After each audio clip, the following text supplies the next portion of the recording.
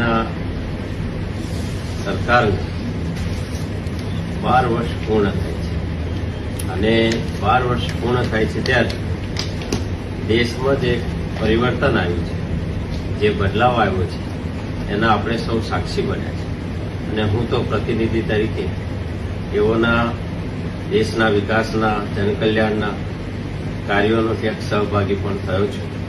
એનું મને આનંદ છે અને હું ભાગ્યશાળી છું. તો ઉત્તરસંડા એટલે આપણી બાજુમાં જ હાઈસ્પીડ ટ્રેન, બુલેટ ટ્રેનનું ત્યાં કેન્દ્ર બની ત્યાં સ્ટોપેજ આપવામાં આવ્યું છે.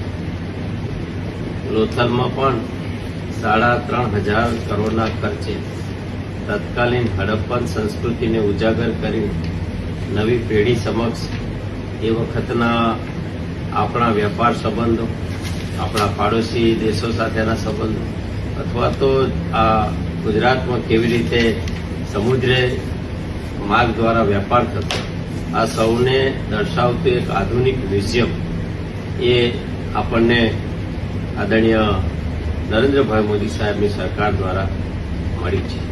ખેડા જિલ્લામાં આપણે જાણીએ છીએ કે હાલ ખૂબ જ્યારે નો મેન્સ ફાટક નિર્ણય હેઠળ કોઈ પણ ફાટક હોય એને કાયમી બંધ કરવાનો નિર્ણય થયો છે.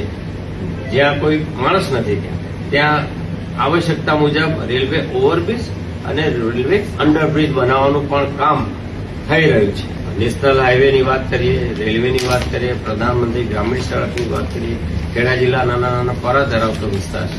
એ પરામાં પ્રધાનમંત્રી ગ્રામીણ સડક યોજના દ્વારા ઓલ વેધર રોડ, કાયમી પાકો રસ્તો મળે અને રસ્તો મળે તો ત્યાં શિક્ષણ બી પહોંચે, ત્યાં 108 બી પહોંચે.